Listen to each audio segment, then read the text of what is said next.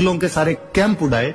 आबू में रहने वाले देवल प्रतिहार राजपूतों को उन्होंने राणा की उपाधि दी, क्योंकि वो महाराणा प्रताप के सहायक थे तथा मुगलों के खिलाफ लड़ रहे थे।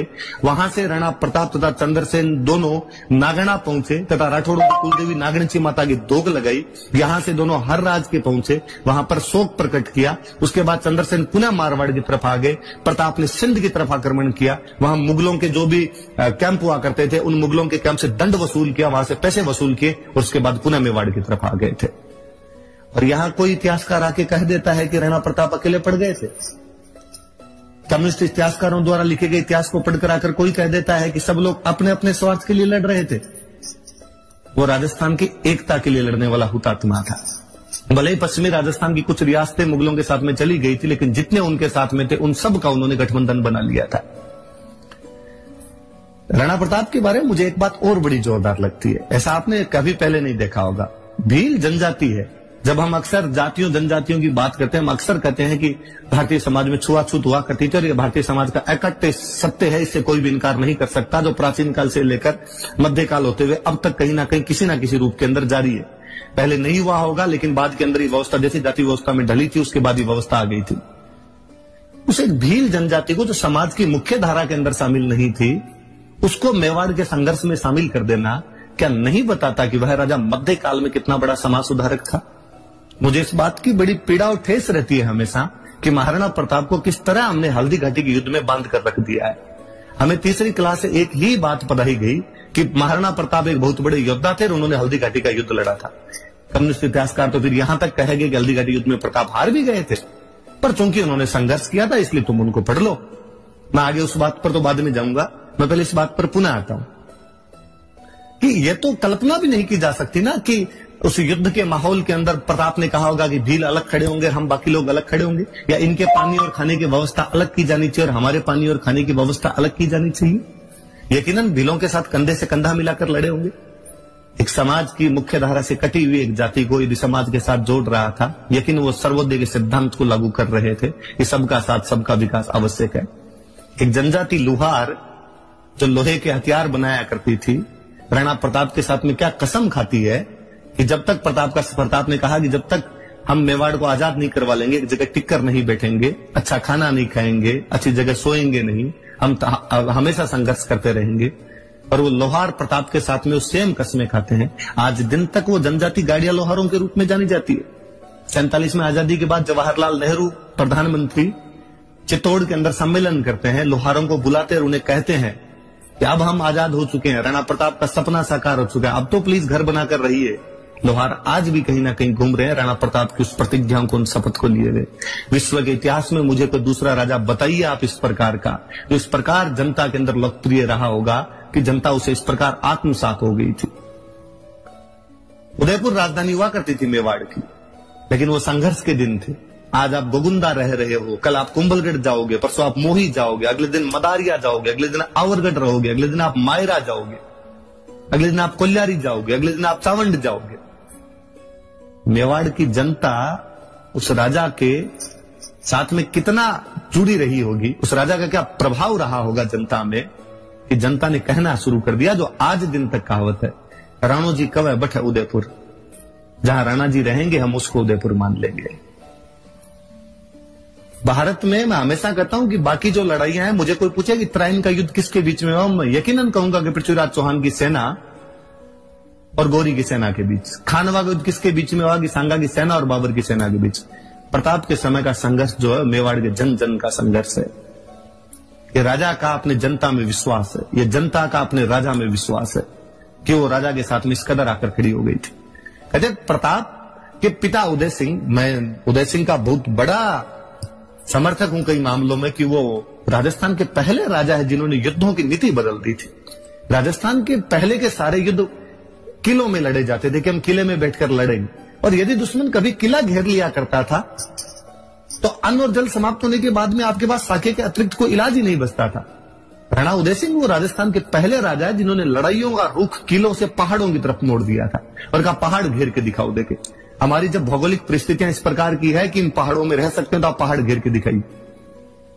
राणा उदय सिंह की उसी नीति को आगे चलकर राणा प्रताप कंटिन्यू करते हैं और आगे चलकर उनके भी काफी पीढ़ी बाद उन्हीं का एक परिवार का वंशज महाराज छत्रपति शिवाजी महाराष्ट्र में इन्हीं विधियों को बाद में लागू करते। कहते प्रताप ने जब पहाड़ों की लड़ाई का रास्ता चुना तो उन्होंने मेवाड़ की पूरी जनता को पहाड़ों में शिफ्ट कर दिया था, ताकि मुगलों को जब वो मेवाड़ के अंदर आए तो किसी भी गांव से रसद पानी ना मिले, किसी भी गांव से उनको अनाज की प्राप्ति ना हो। मुगलों की सेनाएं या गांव के अंदर भटका करती थी, कोई पानी पिलाने वाला नहीं था, तो आपको अनाज और पानी कहां से मंगाना पड़ेगा था? आप अजमेर वाले रास्ते से मंगाओगे। अजमेर के रास्ते पर चौकियां बना दी गई थी। मुगलों का रहना दूभर था। मेवाड़ के अभियान उनके लिए इतने महंगे, इतने कष्ट कर रहे थे कि 1585 के बाद में अकबर ने तौबा कर ली थी कि हम बाकी पूरे भारत में अटैक कर लेंगे, लेकिन यहां पर मेवाड़ के अंदर अटैक नहीं करेंगे। मैं अक्सर कई बार मेरे साथियों से मजाक में कहता हूं कि अकबर ने कहा होगा कि यार मुगलों तुम क्यों नहीं अंदर जा पा रहे, प्रताप को क्यों नहीं पकड़ पा रहे हो, और मुगलों ने कहा होगा कि सर मुगल हैं, गूगल थोड़ी है, इन भौगोलिक परिस्थितियों के अंदर हम कैसे घुस सकते हैं, यहां पर हम कैसे जा सकते हैं। कहते प्रताप ने तब एक ऐलान करवाया था कि कोई भी मेवाड़ का व्यक्ति मुगलों को किसी भी प्रकार की सहायता नहीं देगा। तो एक मुगलों के कमांडर ने उंटाला के किले के पास में एक किसान को कहा कि तुम हमारे लिए सब्जियां उगा दो यार कुछ। उस किसान ने कहा कि प्रताप की आज्ञा है कि कोई भी सब्जी नहीं उगा सकता, कोई भी मुगलों को किसी प्रकार की सहायता नहीं देगा, और यदि मैंने दिया तो मुझे दंड भोगना पड़ेगा। उस मुगल सूबेदार ने हंस के कहा कि यार हमारे एकदम पास में बैठा है, क्या कर सकता है राणा प्रताप तेरा। और उस व्यक्ति ने मुगलों के लिए सब्जियां उगानी शुरू कर दी। राणा प्रताप को लगा कि आज्ञा सबके लिए बराबर होती है, आज्ञाओं के जब उल्लंघन होने लगते हैं तो शासन चलना दुरू हो जाता है, फिर शासन का लोगों से भय समाप्त होता है, शासन का दंड हमेशा रहना चाहिए।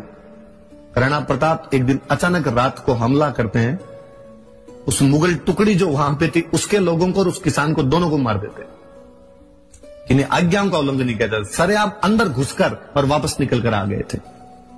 ये घटना बताती है कि नहीं, आपको मेरे साथ में मेरे तरीकों से लड़ना पड़ेगा, तभी हम सफल हो पाएंगे। ये कितने क्लियर थे वो इन चीजों के अंदर कि जो है चीजें उनको उसी रूप के अंदर लिया जाना चाहिए। अक्सर धर्मनिरपेक्षता का चोला भारत के लोग एक तरफ ही पहना देते हैं, दूसरी तरफ बातें नहीं की जाती है।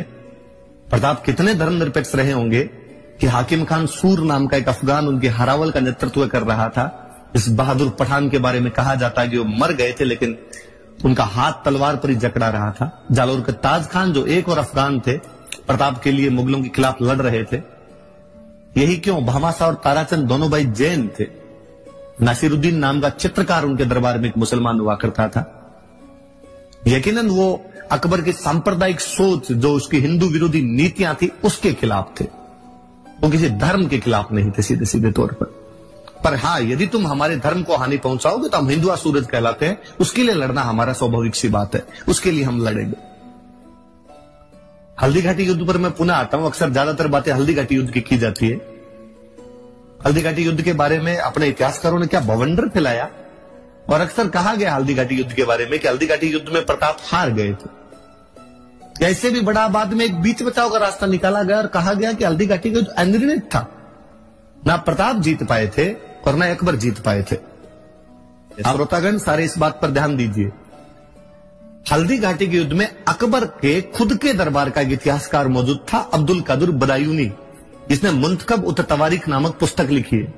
बदायूनी वर्णन करता है इस युद्ध में हमारी सेना की संख्या 5000 थी, राणा प्रताप की सेना की संख्या 3000 थी, मतलब आधे। अब बदायूनी वर्णन करता है कि हल्दी घाटी के उस तंग दर्रे में गोगुंदा के पास के उस स्थान पर इतना भयंकर युद्ध हुआ था। शुरुआती हमला इतना भयंकर था कि हमारी सेना बनास नदी के पास में 7 मील भागी थी वापस। मुझे बताइए, भागती कौन सी सेनाएं हैं, हारने वाली या जीतने वाली? बदायूनी बताता है कि जब हमारी सेना भाग रही थी, मैंने आसफ खान से पूछा कि आसफ खान, तीर कहां चलाए जाएं? ये तो अपने सैनिक भी इधर ही आ रहे हैं और मेवाड़ के सैनिक भी इधर ही आ रहे हैं, अपनी सेना के पीछा करते हुए, इनको मारते हुए और आ रहे हैं। बदायूनी थोड़ा कट्टर मुसलमान टाइप का व्यक्ति था। कहते हैं जब युद्ध में आया था तो लोगों ने कहा था कि बदायूनी कलम वलम चलाने वाले व्यक्ति वहां जाकर क्या करोगे, वहां पर तलवारें चलेगी। तो बदायूनी ने कहा था कि जब हिंदुओं का खून बहेगा तब मैं अपनी दाढ़ी के लगाऊंगा। तो आसफ खान ने बदायूनी को कहा कि बदायूनी आंखें बंद करके तीर चला तुम, तो दोनों तरफ से हिंदू मरेंगे, क्योंकि सामने भी मान सिंह की टुकड़ी खड़ी है, उसकी तरफ से भी जो लोग लड़ रहे हैं वो हिंदू है, और उधर से यदि मेवाड़ वाले भी आ रहे हैं पीछा करते हुए इनका, तो वो भी हिंदू है। बदायूनी साफ साफ लिखता है कि हमारी सेना भाग रही थी, 8 मील भागी है बनास नदी के पास में, तथा मेवाड़ के सैनिकों ने उनका पीछा किया। उसके बाद बदायूनी लिखता है कि जब युद्ध समाप्त होने के बाद में हम जब गोगुंदा पहुंचे थे, तो गोगुंदा में हमें इतना डर था राणा प्रताप का कि रात को हमला करेंगे, इसलिए हमने चारों तरफ दीवार चुनवाई थी। मुझे बताया जाए कि डर में कौन रहता पक्ष है, जीता हुआ पक्ष या हारा हुआ पक्ष? जीते हुए पक्ष